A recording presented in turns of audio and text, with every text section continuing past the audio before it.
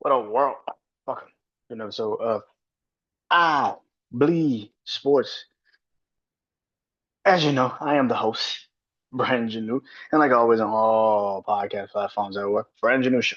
Social media platforms, Instagram, Threads, Brandon Janeau, Facebook, The Brandon Janeau Show, and of course, TikTok, Brandon Janeau Show. Yes, go subscribe. Go follow me, I should say, on those social media platforms. But you can go subscribe though. It's my YouTube channel, BrandonJaneauShow, man. Shout out to all the new people that's been subscribing. I didn't post anything today, sorry, but this week I got so much shit going on this week. Today is just one example. I got like two episodes I got to record, and then of course I got like two, three left this week that I have to record. So yeah, of course, Sunday I'll be back to do the NXT Battleground review show. So that's this Sunday. I'm still debating if I want to do something Saturday with Saturday Night Main Event. It seems like a pretty good card. But it's a TV night, and I don't really like doing really too many TV events because it's hard to really pinpoint it because you got commercials and shit. So I don't know, but that's Saturday, Sunday. But today, it's Tuesday. You already know what it is. It's I bleed sports. We got a lot going on. Basketball. We have finally arrived to the Western Conference Finals, Eastern Conference Finals. We have officially arrived. Tonight is the first game of the Western Conference Finals. OKC, Timberwolves. I talk about that. Talk about that series. I talk about feeling the nostalgia, baby. The Knicks and the Pacers are playing to get to the NBA championship. Who the fuck thought that would be the case? But that is happening this week. Of course, NFL schedule got released. Of course, I did a whole show on that yesterday, Sunday. Yeah, Sunday. The episode is already out, but I will be giving you my most intriguing week one matchup. What is my most intriguing week one matchup? I got four. Talk about them games and what game I'm really looking forward to. And of course, I've been doing the AFC East predictions. Tonight is the Dolphins' turn. But let's start off with this.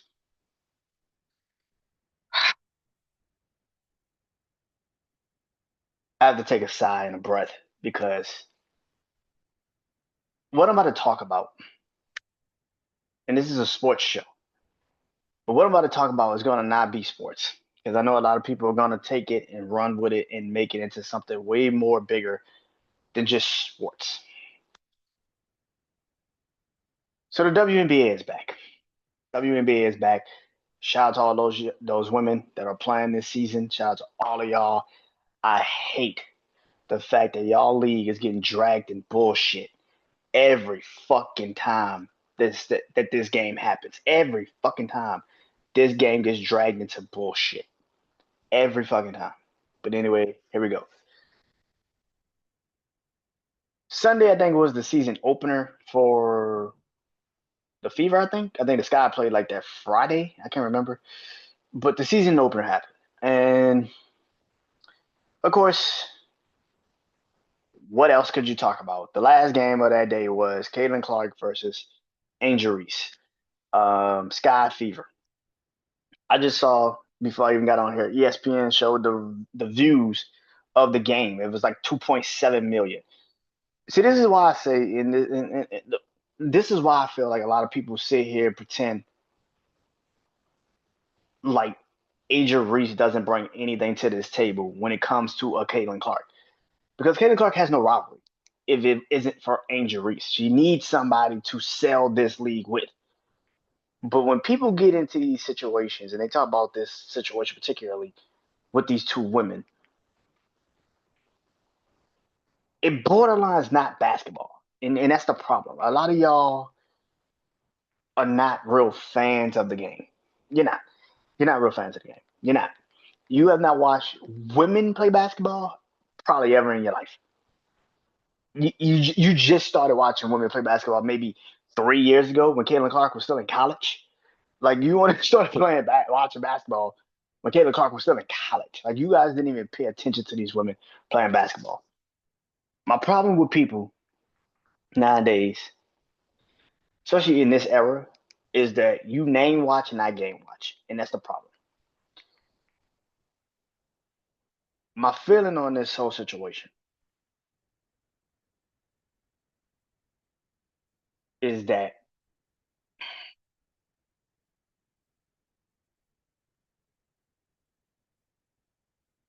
people people that sit here and do their think pieces and have their little moments, you make the WNBA game not not watchable. You know what I'm saying? Like you make it not watchable because it's not these women. These women going out there doing exactly what the fuck they're supposed to do. What it says on their check, player. But y'all make the game unwatchable because you got these new fucking fans that have never watched basketball a day in their life, never watched women play basketball a day in their lives, and yet you got these new motherfuckers that sitting here and trying to go tit for tat with motherfuckers on social media because you like Caitlin Clark, and that's cool. Like her, you don't know her, but like her. Go ahead, like her. I feel like a lot of people nowadays. And here's something else I keep hearing people say. It's not Caitlin Clark's job to temper the Fever fans or anybody else. It's not her job to do that. That's bullshit. See, if it was just basketball, then you're right. It's not her job to stop the craziness that is being uh descended out of their mouths about Aja Reese. You're 100% right. But it's not about basketball. And for, like I said, for like 2.5 years, 3 years, she's known that. So this isn't just a one off. See, this is the problem, motherfuckers. You don't remember anything. Y'all don't know how the fuck this shit started. This started when Aja Reese won, yeah, won a national championship over Caitlin Clark. She beat her in college, the junior year. And she was running around at the end of the game doing this to her, showing her finger, saying, I, and by the way, she wrote on her finger, she had a ring on her finger the whole time doing that tournament run. And she won the game. Now, this is what sports are. If you won, you get to talk shit, especially in that situation. If you win, you get to talk shit. That's how that goes. I beat your ass, so I get to talk shit.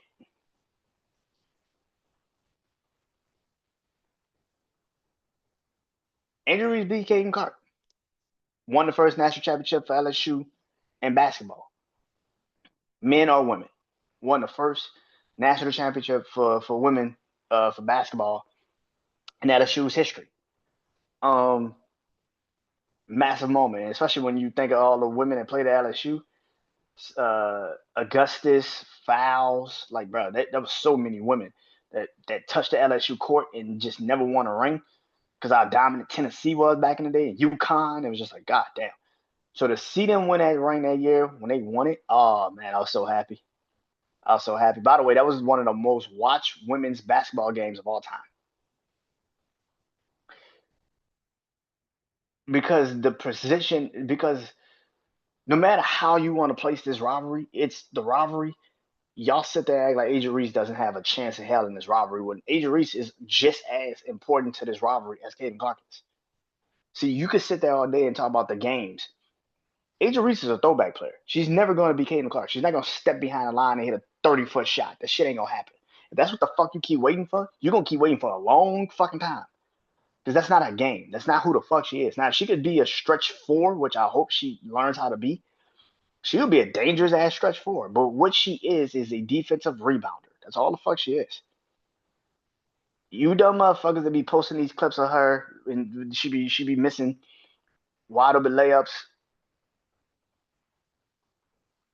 First of all, they're not wide open layups. If you think motherfuckers be wide open under the fucking rim like that, come on, bro. But Idris is not gonna score 30 fucking points. That's not her game.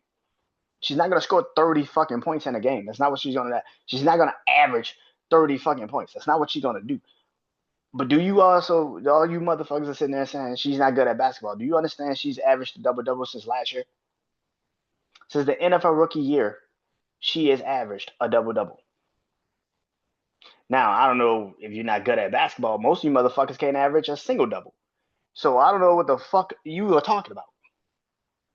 Most of you niggas can't average a single double. So how the fuck you gonna sit there and talk shit about a young lady that is actually better than you? But to sit there and act like Angel Reese don't hold her own in this robbery is crazy to me. I don't understand this shit. Because as much as y'all want to sell it like it's Caitlin Clark and Angel Reese is nothing, Caitlin Clark needs Angel Reese. Angel Reese needs Caitlin Clark. And the WNBA needs both of them. That's just facts. They need both of them. Caitlin Clark brings in a fan base that maybe, and this goes into what I was just about to say about Caitlin Clark.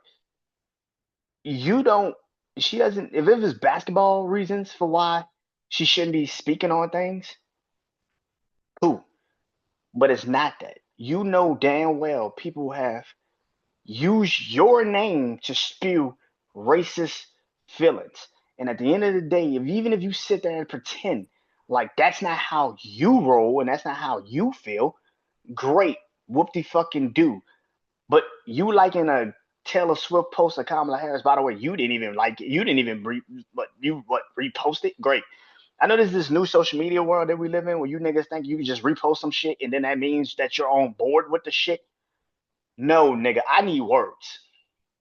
I need a press release. I need you to actually come out and say I don't condemn none of that shit. I don't like none of that shit. I don't agree with nobody that use my name for racial situations or anything like that. I respect every person I've ever played with or against. You know, shit is basketball, and we should leave it at that. It's basketball. Leave it at that. But that's not what the fuck y'all want. That's not what the fuck you get. And that's my problem nowadays. I feel like Caitlin Clark could easily have come out a bunch of fucking times and said, hey, I don't believe in any of that shit.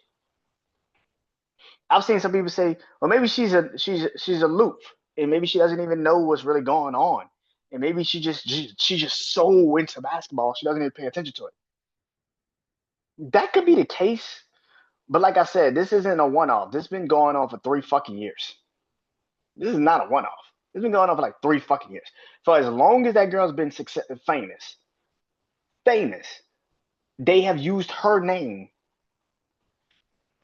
to spew racial feelings towards people, especially women. So if you sit there with that dumbass fucking think piece shit, you better know who the fuck you talking about. Like I said, she could not believe any of this shit. She could be like, yo, I'm just so into the basketball game that I don't even pay attention to that shit. 100%. But at the same time, young lady, you know what the fuck it is. You know what the fuck it is. The foul itself, what happened Sunday, was a normal basketball play. That was a basketball play. Anybody sitting up there acting like it's not, it was. It was a basketball play. Angel Reese pushed Aaliyah Boston to get the rebound, which should have been a foul, should have been called a foul because you pushed her in the back. That should have been a foul on Angel Reese, first of all. So that shit should have never even gotten that far. But when you didn't get the foul, Caitlin Clark hit her and fouled her. Yeah. Now, for people that sitting up there and saying Angel Reese took that too far, it was a flop and all that other shit. Angel Reese got up. Here's the thing: we keep forgetting like basketball, like motherfuckers don't do that shit in the NBA. See, this is the problem with that. See, this is basketball. That's some basketball shit. I've seen motherfuckers in the NBA take way less fouls, way less harder fouls than that. Hit the ground, get up, bounce up, and start talking tough. Like, nigga, you want to do something? The nigga looking at him like, bitches, you crazy? Like, what the fuck wrong with you? Bitches, you crazy? What the fuck wrong with you? Leave me. What the fuck wrong with you? I've seen it in the NBA. That's not that shocking. That's a basketball thing. That's a straight basketball thing. Men or women. That's a basketball thing. Y'all think having think pieces and them like again, it goes into like, did you motherfuckers even watch basketball when y'all were kids? Or is this your first time watching this shit? That's a basketball thing. It was a foul. Don't sit up here and act like it wasn't. Should have been had. I don't know if it was a technical foul because of how she hit her, or if it was a technical foul because of what happened afterwards, which is AJ Reese getting up and being like, "Man, fuck that! Like, what's up?" And that could have been called. And that's another thing. People that have not talked about that because it seems like y'all just like it should have never been a technical foul. It should have been a technical foul if what preceded after it, not the foul itself, but what preceded after it will make it become a technical foul because everybody's now getting involved in this shit and anything can happen. That's the problem. That's what makes it a fucking technical. You had a bunch of fucking people about to get into a fight. That's a goddamn technical. The fuck are you talking about? Maybe not the foul itself.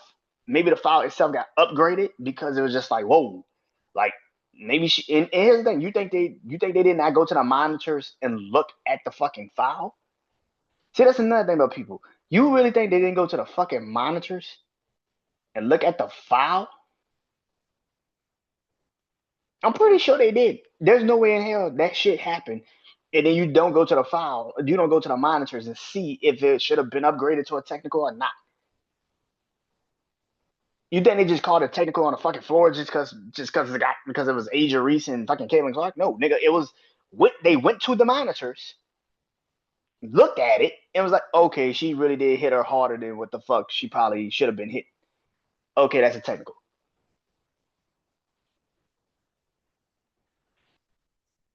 You non-basketball motherfuckers need to stop talking. You non-sports motherfuckers need to stop talking. I am sick and tired of watching y'all ruin sports because you niggas have so many vested interests in your feelings. Fuck your feelings. Let me get that out the way, nigga. Fuck your feelings. Stop watching sports because you're ruining the fucking sport. You're ruining it. I don't understand half you motherfuckers getting in your fucking feelings. I don't get it. Why?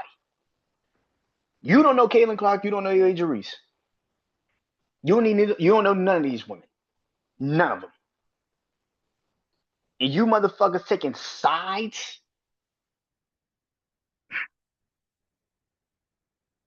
Man. I, mm, mm, mm, mm. I don't understand you niggas. I don't understand you motherfuckers, bro. I don't understand y'all. I don't understand y'all, man. Fuck no. I don't understand y'all. At the end of the day, listen, man. WNBA is back. Shout out to Paige Beckers, and that's another one. Like I saw so many people getting in comments on the Paige Beckers. Why y'all not talking about Caitlin Clark? Shut the fuck up. Shut up. Not every fucking thing about this goddamn league is gonna be centered around Caitlin Clark. That's another goddamn thing. I am sick and tired of y'all sitting up there and trying to pretend like Caitlin Clark is this great fucking player. She's okay. I've seen women play basketball that's better than her. Sue Bird, Diana Taurasi, Cheryl Swoops, who y'all clearly don't know shit about. Y'all think she's just hating on that girl. Cheryl Swoops, it created a fucking dynasty, nigga. She was a part of a dynasty, nigga, in the WNBA. Now you dumb motherfuckers would sit there and say, "Well, I ain't never shut your ass up." That's how I know you've never watched the WNBA a day in your fucking life until that girl got into the league. Shut the fuck up. Lisa Leslie, nigga. Candace Parker.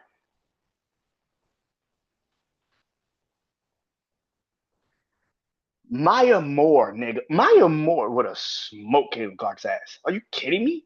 Man, Maya Moore would have had a fucking field day with Caitlin Clark. Are you fucking kidding, boy? Don't start this shit with me. Don't start this shit with me, man. Don't start this shit with me. Maya Moore would have a fucking field day with Caitlin Clark. You don't start that shit with me, man. She's like, she ride me? Oh, it's easy money, baby. Easy money. Oh, it's easy. Y'all niggas tripping, man. Elena Deladon, who I think just retired just recently. I'm like, damn, I thought the girl was kind of like already retired. Elena Deladon would destroy Caitlin Clark. Oh my God, she would, bro. That should get bad. That should be bad. And y'all knew Atlanta Deladon, boy. Atlanta Deladon would have dominated Caitlin Clark. That shit would have been bad. That shit would have been bad. Even the women that's in the league today, Caitlin Clark is not the face of the fucking league, nigga. Asia Wilson is. You are fucking delusional. You telling me Caitlin Clark's better than Asia Wilson? You don't know fucking basketball, and you need to stop talking. You need to stop fucking talking. Shut the fuck up.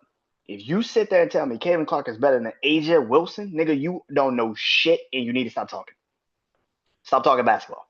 Stop talking basketball. You like the name. You like the popularity of Caitlin Clark. You don't actually know what the fuck you talking about. That will make me immediately question if you know what the fuck sports is. If you sit there and try to tell me Caitlin Clark is better than Asia Wilson,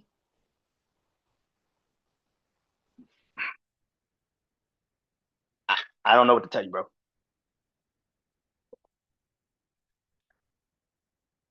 And I'm gonna say this shit right here right now. Caitlin Clark got 2 years to win a championship. She got 2 years. She got 2 years to win a fucking title. Because the shit gonna get tough. That shit gonna get real hard, real fast. If she does not win a title in 2 fucking years, Paige Beckers, who's playing right now in Dallas, she gonna be ready to go. You got Hannah in Notre Dame right now. When she comes into the league, she gonna kill it. That shit, put that shit in a box. Juju Watkins, whenever she gets healthy and come back, she gonna change the game. Now that she gonna change the game. That's a player that nobody wants to see, bro. Juju Watkins is gonna be the one that changes the fucking game, bro. Y'all gonna be like, damn, what the fuck is this? Juju Watkins is gonna be the one that changes the game. I'm telling y'all this shit now. Juju Watkins is gonna dominate WNBA when she gets into that league. Are you fucking kidding me? Yeah, Caitlin Clark got like 2 years. She got like 2 years. That's a basketball thing. She got like 2 years, bro. She got like 2 years to get that shit right. She can win it this year. She better win it this year. Because next year, that shit gonna be hard. That shit gonna be hard. The Liberty look like a team that's ready to go and could repeat. So that's gonna be a hard one for her. I think Sabrina Nesco is a better player than Caitlin Clark. I think Brianna Stewart is still Brianna Stewart, who's like a 4-time MVP and a defensive player of the year. Yeah, it's gonna be hard, man. It's gonna be damn near impossible. But yeah, but can y'all stop? Most of you with this shit, can y'all stop? Can y'all stop, please? Just let's enjoy the WNBA. Shout out to Golden State Valkyries, selling out their first ever WNBA game, just selling out the entire I want to say Chase Center. I think that's what the Golden State Warriors play. Shout out to them. The first women's team in Golden State sold out their first game. Shout out to them. Shout out to Paige Beckers, who's back and playing now for Dallas. Yeah, man. Yeah, man. Kelsey Plum got the Sparks looking like something. They could be something maybe this year. So yeah, NBA. Like I said, NBA Finals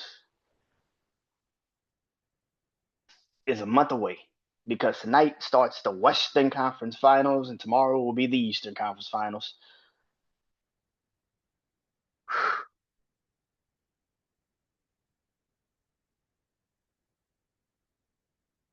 Here's the thing. I feel like I feel like the Western Conference Finals could go 7. I think the Thunder is a better team than Minnesota. But I think Minnesota has a little bit more fight and grit than OKC. I think this goes 7, but I can also see OKC winning it about like 5, 6. The one thing about the Wolves that I have said is that you cannot put everything on Anthony Edwards. He has to have help. And for the most part, Julius Randle has shown up when he needed to show up. But this is not about who's the 1-2 punch in this series. It's about who's got the best supporting cast. And if you ask me, I think OKC's got the better supporting cast. I think Jalen Williams Um, you got Alex Caruso, Wiggins. You got Carson Williams. Like I think they have a better supporting cast in OKC than Minnesota. I like Rudy Gobert, but Rudy Gobert has his moments where he just don't show the fuck up. And Nazir Reed is great, and Jaden McDaniels is good, like really good. But I think if you ask me who wins the series, I think the better supporting cast wins the series, and that's OKC. Shea Gilgeous-Alexander did not have a lot of great games in that Western Conference semifinals against Denver, but when he needed to show up, he did. But more importantly, that supporting cast in Game 7 just shut them the fuck down. So yeah, um, but I think that series is gonna be really good. I think it's gonna be a 7-game series. The Eastern Conference Finals, I don't know. The nostalgia of that feeling. Oh man, Pacers Knicks. You talking to '90s, 2000s, baby, man. That is what I got. Man. I was looking for the NBC sign when it came when we got that series. I was like, I was like, just one more fucking year, one more year. We would have gotten NBA on NBC, Pacers, Knicks, Eastern Conference. Man, you know what the fuck that would feel like, bro? Bruh. If the Pacers and Knicks just waited one more year, maybe they get it back next year. I don't know. Maybe they run it back next year. But they would have waited one more fucking year, bruh. My whole childhood. That'd be right there. Pacers, Knicks on NBA on NBC. Nigga. Oh man, hey, bro. Ooh, I got chills, motherfucker. God damn. Man, woo, it was right there. It was right. It was one more year. If it was one more goddamn year, we would have got the Pacers and Knicks on NBC. Bruh. Talk about motherfucking childhood. Lord, Lord, Lord, Lord. Nostalgia. Nostalgia. Yeah, man. Yeah, man. I would love that. I would love that series. Oh, man. I don't know about this series against the Pacers and the Knicks. I think the Pacers have a better overall team than the Knicks. I just don't trust the Knicks. This is not two series where you won them, but I don't know if the Knicks. Just like I said with OKC and Minnesota, the supporting cast of the Knicks. What is it? Mitchell Robinson, Miles McBride. What is it? What is the supporting cast of the Knicks? It's like Tom Thibodeau trusts his 7 players, and that's it. That's it. Like he doesn't trust anybody else off that bench, and that is not going to work with Karl-Anthony Towns getting into foul trouble early. A Jalen Brunson gets into foul trouble early. A Mikal Bridges gets into foul trouble early. It's not going to work because they've not been in these types of situations in the playoffs. You didn't put them in too many situations. You didn't put them in too many situations in the playoffs to have these moments. So it kind of looks like you're just throwing shit to a wall and seeing if it sticks. I think the Pacers are a better team than the Knicks. I just do. I think the length of the Pacers, like I said, I thought the Pacers were a good team last year. I'm not surprised that the Pacers got to the Eastern Conference Finals last year. And I've said this numerous times. The Knicks have. I feel like the Knicks gave up a lot of toughness during the offseason. And I think it's gonna come to a head in this series. Where moments last year where you could have had the moments with the Pacers and you dragged it to a 7 game, I don't think those moments come that far in between. I think that the Pacers can easily sweep the Knicks. I know I've been saying that for since like the second round, and the Knicks have clearly not lost. That is true, but I think the Pacers are just a better team. Pascal Siakam, who's been in the NBA Finals, who's won a ring. Tyrese Halliburton, who's a little more lengthy and can actually play Jalen Brunson up and down the court. Aaron Naismith. I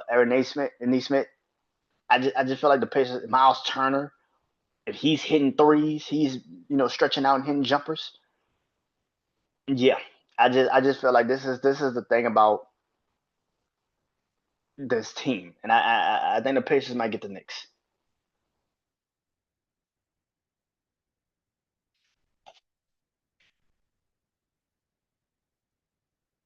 There's something else I need to talk about on this show tonight.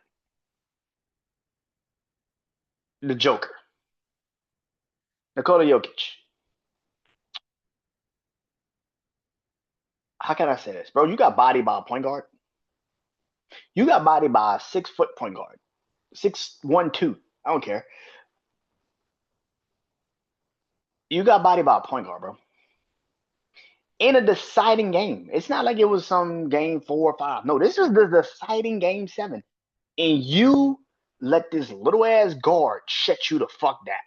There was moments in this game he was stealing the ball from you, and I mean like really stealing the ball.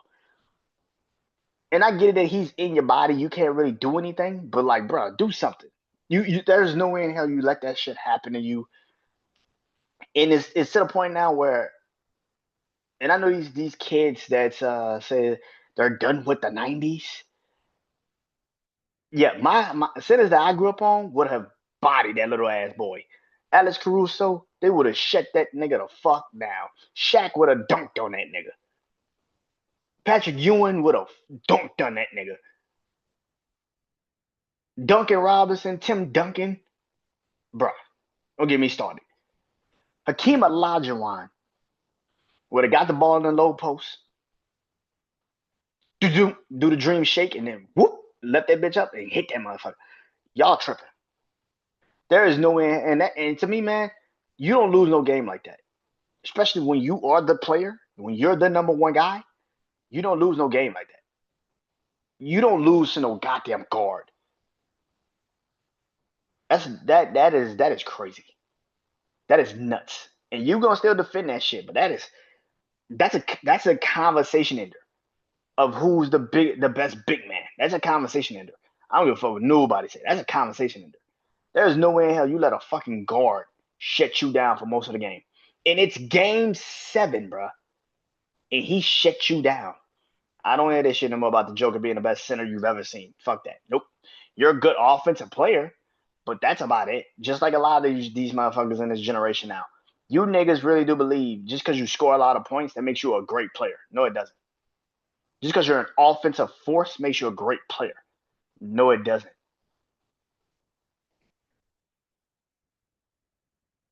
Yeah, the Joker's out the conversation for me.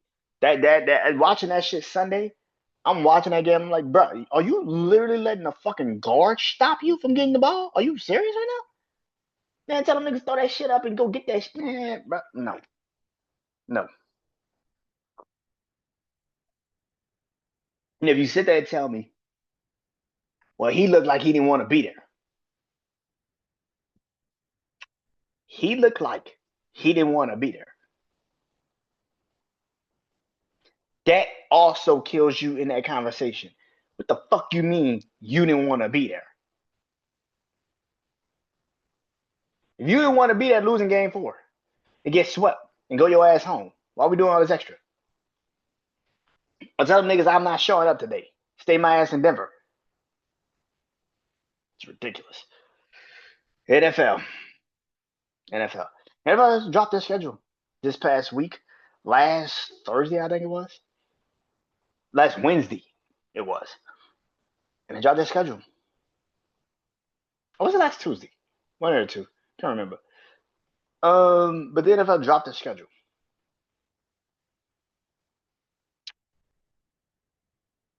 Like I said, I already did the episode on it. Talked about every game, every fucking game.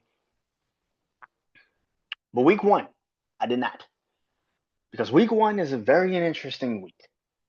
There's some games. You got the Jets, Steelers. It could be Aaron Rodgers playing against his old team, the Jets.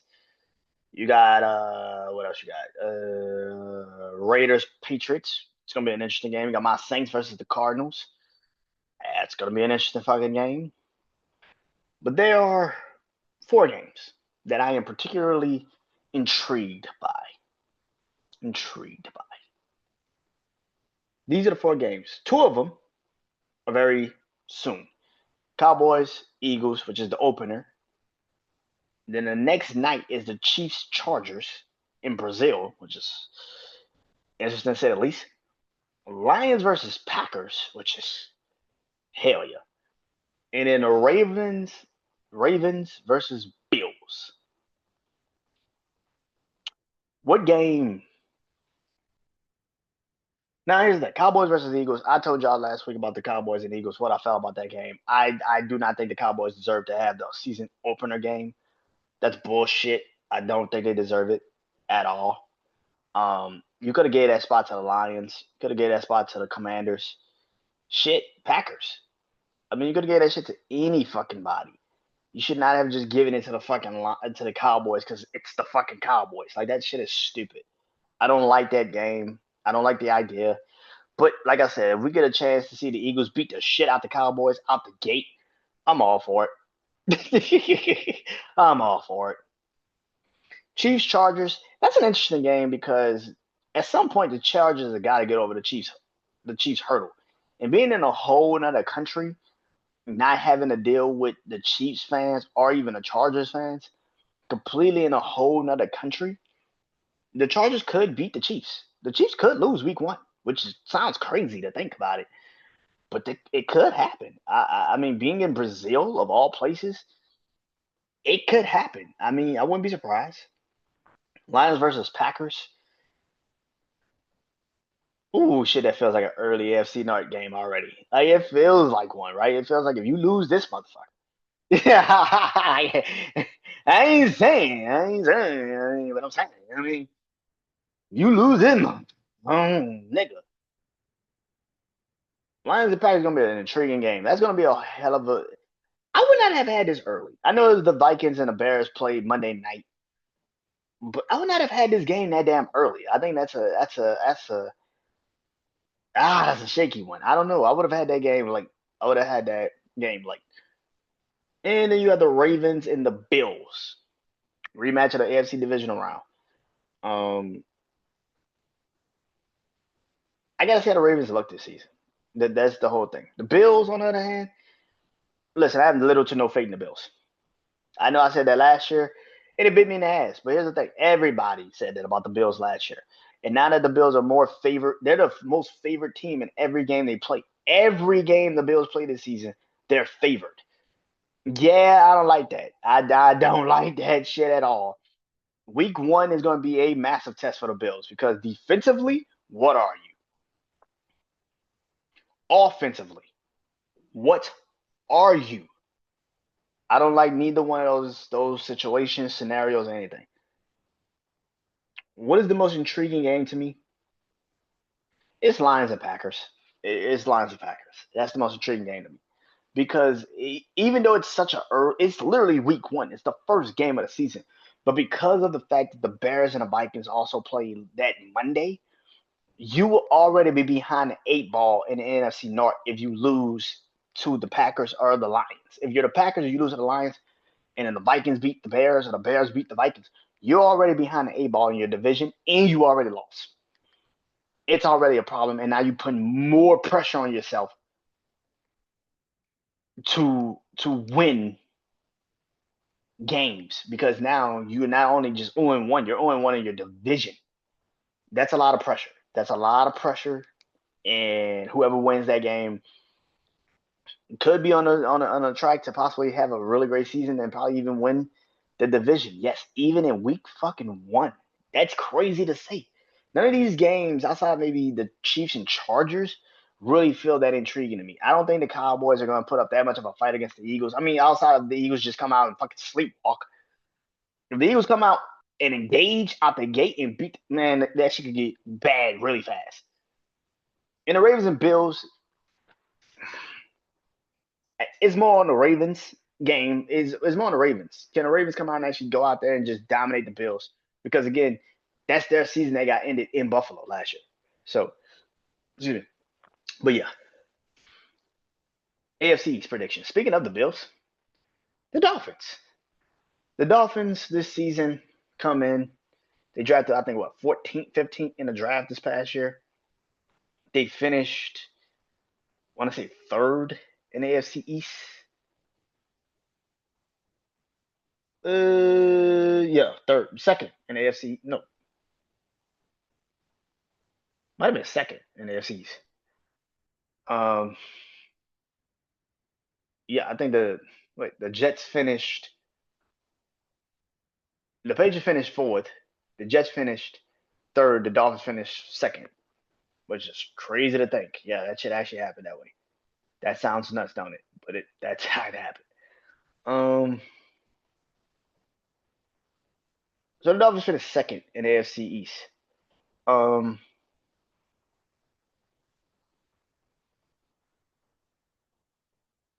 I don't know what the fuck the Dolphins are. I don't even think the Dolphins know what the fuck the Dolphins are. You got Tua coming back. You got Tariq Hill, Jalen Waddle. They didn't trade Tariq Hill, which is shocking for now. You still got Jalen Ramsey, which people don't remember that they still have Jalen Ramsey there for some apparent reason. They said they're going to move him to safety, which I was like, okay, I guess. The Dolphins didn't do shit this whole process. Free agency, they really didn't do shit. And then you get to the draft, and you really didn't do shit in the draft. You didn't get no offensive line help, nothing. So right now, I'm questioning what the fuck are the Dolphins? What are the Dolphins? Mike McDaniels is another one. Mike McDaniels is another coach on the hot seat. As much as people don't probably want to say that, he is. He's on the hot seat. This is ridiculous. You've had now two, three, four collapses in the last couple of years. Like what, two, three collapses in the last years? You had the division locked up, and then you lost to the Bills in Week 18, which forced you to have to go on the road. And then you played Kansas City and just could not even score. Last year, we could sit there and say, oh, it's because of Tua. Tua wasn't healthy. But at the end of the day, bro, you are an offensive minded head coach. You're supposed to be the offensive minded head coach. You telling me your offense completely fell off a fucking cliff because Tua wasn't playing? You fucking kidding me? That's ridiculous. Defensively, Miami's not particularly great. You've lost a lot of pieces on that defense in the last couple of years. Uh, you lost shit. What's his name? Hollins, Javon Hollins. This past year in free agency, you lost him. You lost Christian Wilkins in last year's free agency. You haven't fixed shit. It's like the Dolphins have been on borrowed fucking time, and I'm here to tell y'all that clock has stopped. The Dolphins are done. This season is going to be the first. You're going to finally see this season. In this season, you're going to see the Dolphins just not really win.